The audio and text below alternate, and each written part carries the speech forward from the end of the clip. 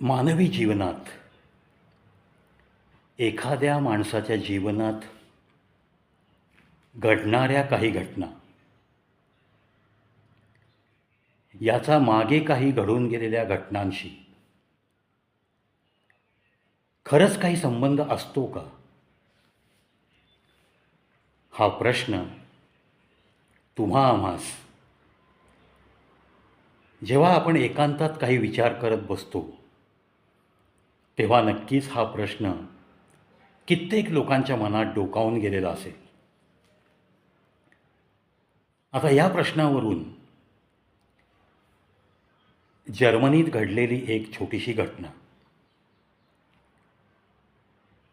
जी वाचनात आली आणि या प्रश्नाच्या अनुषंगाने त्या कथेचा सारांश मला खूप आवडला आणि म्हणूनच थोडासा तुमच्या जीवनात असं कधी तुम्हाला वाटलं का असा प्रश्न विचारण्यासाठी तुम्हाला या कथेचा सारांश ऐकवतोय मी. जर्मन लोक तसे शांत सुस्वभावी. आता आजकाल आपल्या भारतातली बरीच मुलं मुली बरीच तरुणाई जर्मनीमध्ये कार्यरत आहे.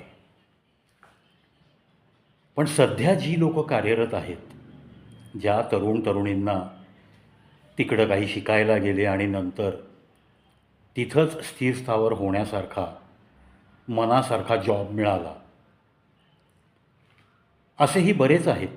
पण त्या बरेचमध्ये सुद्धा असे काही लोक असतात की जे स्वप्न तर घेऊन जातात पण त्यांची स्वप्नपूर्ती होत नाही. आणि जेव्हा तिथं काही नोकरी मिळण्याचं घर मिळण्याचं स्वप्नच साकार होत नाही तेव्हा मात्र एखाद्या निर्वासितापेक्षा बदतर आयुष्य तिथे जगावं लागतं. हे निश्चित. आपापल्या देशात आपापल्या गावात आपापल्या घरी जरीही काहीही कामधंदा न करता माणूस कसा ना कसा जगू शकतो. पण परदेशात त्यांचे कायदे त्यांचे नियम आणि मग अशी विपरीत परिस्थिती आल्यानंतर धड तुम्हाला कुठे निवासाला घर मिळत नाही, म्हणजे छप्पर नाही, आणि धड कुठली शाश्वत अशी नोकरी नाही. म्हणजेच तिथं राहणं रोज धोक्याचं बनून जातं. अवैधरित्या राहतो असं म्हणून तुमच्यावर वाटेल ते संशय घेऊन तुम्ही तिथल्या जेलमध्ये पण सडू शकता.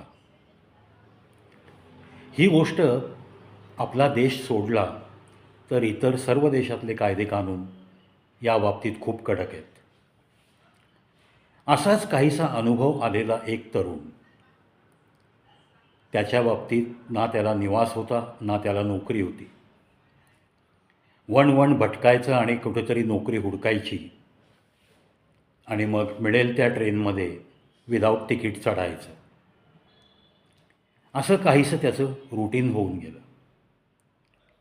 असाच तो एकदा एका ट्रेनमध्ये चढला आणि एका बाकावर तो बसला. अतिशय विमनस्क अवस्था त्या माणसाची अशा परिस्थितीमध्ये नक्कीच होणार ना. तशीच या माणसाची पण झाली होती आणि तो भारतातून उराशी एक स्वप्न बाळगत जर्मनीला गेला होता. पण ठिकठिकाणी त्याला अपयश येत गेलं आणि पुन्हा काही दिवस प्रयत्न करायचे म्हणून तो अवैधरित्या थांबला होता. एक वेगळं धारिष्ट्य केलं होतं त्याने. आता ट्रेनमध्ये तो बसला, त्याच्या बाजूला जर्मनीमधली एक सुंदर युवती येऊन बसली आणि मग कोणीतरी, ती खूप प्रसिद्ध होती म्हणून कोणीतरी फोटो काढले. ते फोटो जर्मनीभर व्हायरल झाले. तिथल्या एका सुप्रसिद्ध वर्तमानपत्राने तो फोटो छापला आणि हा युवक नक्की कोणत्या देशातला आहे हा आपल्या जर्मनीतल्या सुप्रसिद्ध व्यक्ती त्या युवतीच्या बाजूला बसलेला आणि इतकी सुप्रसिद्ध व्यक्ती बाजूला बसलेली असताना तो व्यक्ती इतक्या निर्विकारपणे का बसला आहे असा हा प्रश्न त्या सुप्रसिद्ध वर्तमानपत्राला पडला. त्यांनी चंग बांधला आणि या व्यक्तीचा शोध घ्यायचाच असं ठरवलं आणि म्युनिक या शहरापर्यंत ती लिंक पोहोचली. आणि हा युवक दुसऱ्या तिसऱ्या कुठल्या देशाचा नसून तो अतिशय समृद्ध परंपरा लाभलेल्या भारत या देशातला हा एक युवक इथं आला आहे आणि तो नोकरीविना आहे हे त्यांना यथावकाश समजलं. कशावरून समजलं? त्यांनी त्या युवकाला शोधून तर काढलंच आणि मग त्याची मुलाखत घेतली.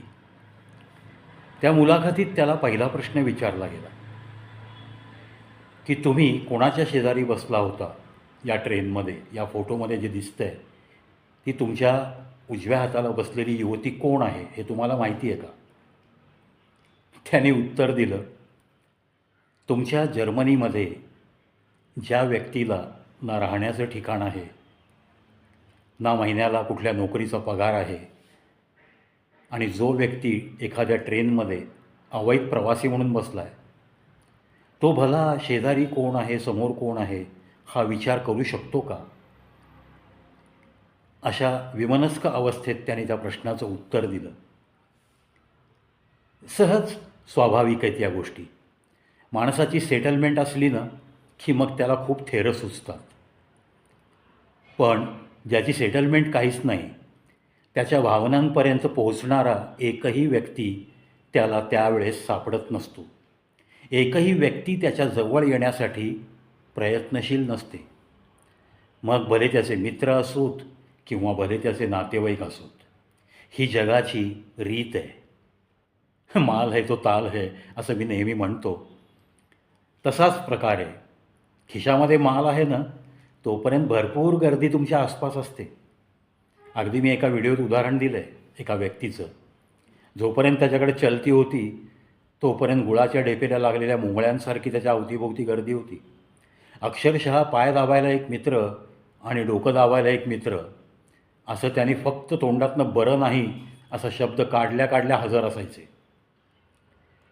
अशा काहीही सेटलमेंट नसलेल्या युवकाचं हे उत्तर ऐकून त्या वर्तमानपत्राच्या जे कोणी मुलाखत घेतली त्यांना त्यांच्या मनाला ते स्पर्शून गेलं वाक्य. आणि अर्थात मग याच्यासाठी काहीतरी करायचंच असं त्या जर्मनच्या लोकांनी ठरवलं आणि त्याला सांगितलं की गेम ऑफ थ्रोन्स नावाची आमच्या जर्मनीमध्ये एक सुप्रसिद्ध टी व्ही मालिका होती जी 8 वर्षे सुरू होती. आणि त्या मालिकेतली ही सुपरस्टार युवती सॅमी असं तिचं काहीतरी नाव, मॅसी नाव तिचं, मॅसी विल्यम्स ही एक सुप्रसिद्ध नटी आहे, टी व्ही स्टार आहे. तर ती तुमच्या शेजारी बसल्यावर तरीसुद्धा तुम्ही निर्विकार दिसला आणि म्हणून तुमच्या त्या निर्विकार चेहऱ्याच्या फोटोला जर्मनीभर व्हायरल होण्याचं भाग्य लाभलं. कारण ज्या टी व्ही स्टारच्या सोबत सेल्फी काढण्यासाठी लाखो लोक उतावीळ असतात जर्मनीमध्ये, त्या ठिकाणी तुम्हाला काहीही जाणीव नाही की तुम्ही कोणाच्या शेजारी बसला आहेत आणि कुठलेही तुमच्या चेहऱ्यावर भाव दिसत नाही आहेत आणि म्हणूनच तुमचा आम्ही शोध घेतला. यानंतर त्या युवकाला तसं थोडंफार बरं वाटलं मनातल्या मनात. पण त्याचा हेका तोच होता, अहो जर स्वतःचंच दुःख एवढं मोठं असेल मनातल्या मनात आणि अवैधरित्या जर एखादा प्रवासी प्रवास करत असेल तर त्याला फक्त टी टीही कुठे दिसतो का, तिकीट चेकर कुठनं मला तिकीट विचारेल का, या विचाराच्या व्यतिरिक्त त्याच्या डोक्यात कुठले विचार येणार नाहीत. असे काहीसे विचार त्याच्या डोक्यात घोळत असावेत असा त्याचा चेहरा. नंतर या सगळ्या लोकांनी प्रयत्न केला आणि त्या भारतीय युवकाला असं समजतं की महिन्याला 800 युरो अशा पगाराची पोस्टमनची नोकरी देऊ केली. अर्थात हे माझ्या वाचनात आलं आहे, खरं खोटं याच्याशी मला काही देणे घेणं नाही. पण याच्यातून हा प्रश्न निर्माण होतो की त्याचा हा जर फोटो व्हायरल झाला नसता तर त्याला ही 800 युरोची नोकरी आणि मग निवासाची त्याची चिंता मिटणं ही घटना घडली असती का?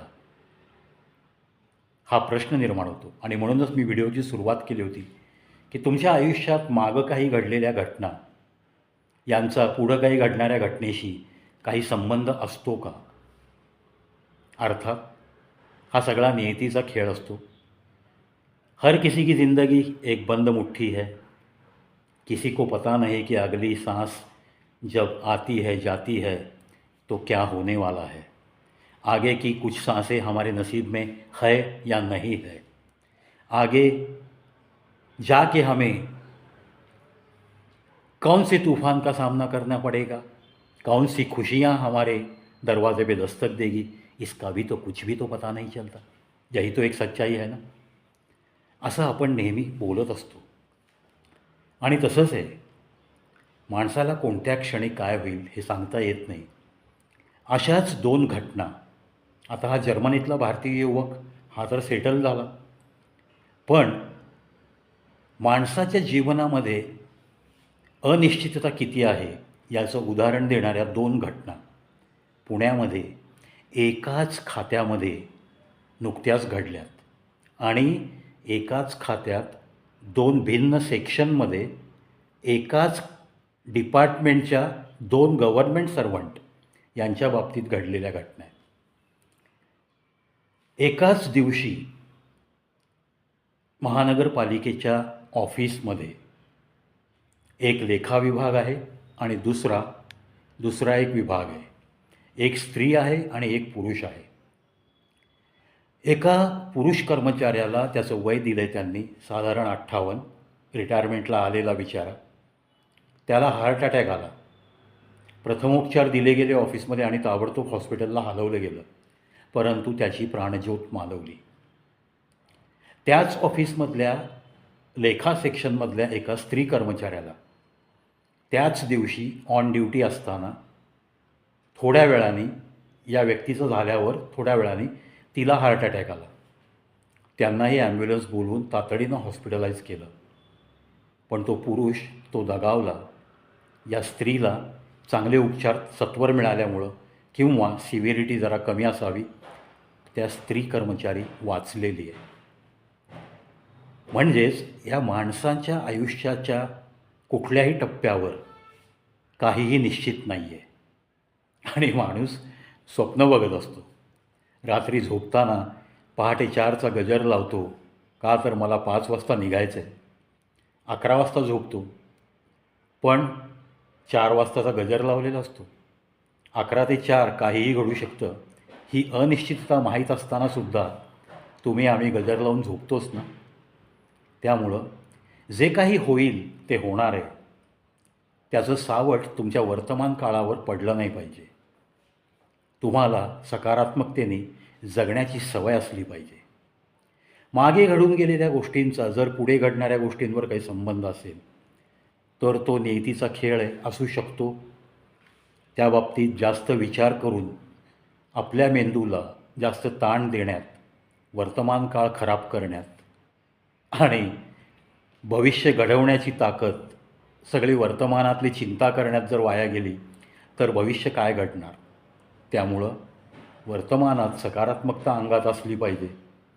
अनिश्चिततेचं सावट आपल्या आयुष्यावर आहे यासाठी आपण सर्व बाजूंनी तयारीत असलं पाहिजे, हेही तितकंच खरं. म्हणून नीतीच्या खेळापुढं माणूस क्षुद्र आहे. निसर्गाच्या खेळांपुढं माणूस अतिक्षुद्र आहे. या गोष्टी लक्षात ठेवायच्या. चेहऱ्यावर एक मस्तपैकी हास्य ठेवायचं आहे आणि जो मिळतो आहे ना श्वास, तो आनंदात मस्त मजेत तो श्वास कसा घेता येईल, मिळालेल्या श्वासांचा, मिळालेल्या जीवनाचा कसा चांगल्या विधायक कार्यासाठी उपयोग करून घेता येईल इतकंच पाहायचं. आणि मस्त सीटी बजाते हुए, गुनगुनाते हुए, मुस्कुराते हुए, चेहरे पे एक मस्त मुस्कुराहट सदा के लिए रखते हुए बस जीते रहना है, जीते रहना है. जीना इसी का नाम है हे कधीही विसरायचं नाही आणि आपण आपलं मस्त जगत राहायचं.